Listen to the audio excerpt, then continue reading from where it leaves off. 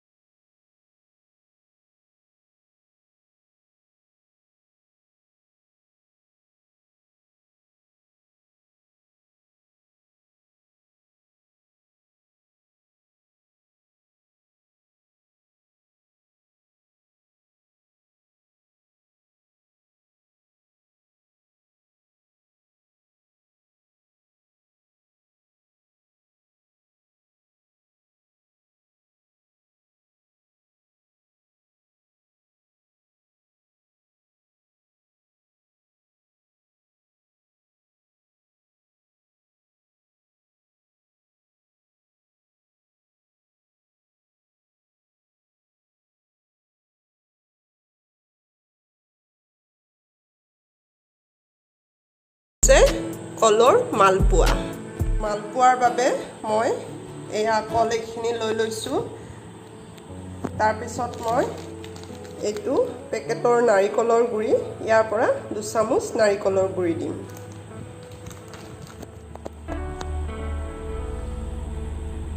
এবাৰ মই দিছোঁ চাউলৰ গুড়ি। আগতে খুন্দি লোৱা শুকান চাউলৰ গুড়ি থৈ দিয়া আছিল, তাক মই মিলাই দিছোঁ। সামান্য পানীৰে সৈতে মিলাই দিম। এয়া দেখিছে আপোনালোকে, মই ইয়াৰ মিশ্ৰণটো খুব ধুনীয়াকৈ তৈয়াৰ কৰি ল'লোঁ। ইয়াত কিন্তু মই চেনি দিয়া নাই, কাৰণ কল মিঠা হয়েই আৰু ইয়াত মই চেনি দিব বিচৰা নাই। কোনোবাৰ যদি চেনি দিবলৈ মন যায় চেনি দিব পাৰে, আৰু চাউলৰ গুড়ি নাথাকিলে আটাৰেও এই পিঠা প্ৰস্তুত কৰিব পাৰি। এইফালে মই কেৰাহী এখন উঠাই তাত ৰিফাইন তেল দি দিছোঁ। এইবাৰ মই মিশ্ৰণটো অলপ অলপকৈ দি যাম।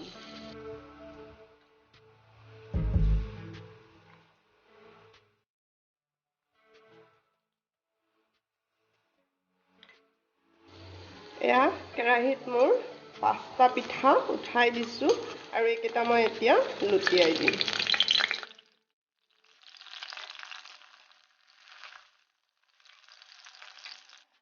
আপোনালোকে অলপ বেছিকৈ তেল দি ল'ব পাৰে। মই খুব কম তেলত লুটিয়াই বগৰাই ফ্ৰাই কৰিছোঁ। এইটো হৈছে দ্বিতীয়টো ৰেচিপি, কলৰ পিঠাৰ ৰেচিপি।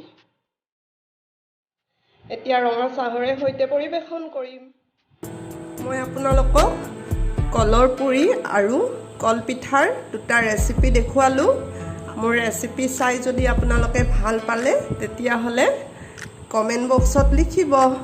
লগতে লাইক আৰু শ্বেয়াৰ কৰিব লগতে মোৰ চেনেলটোত যদি নতুন তেন্তে সাবস্ক্ৰাইব কৰি দিব থ্যাংক ইউ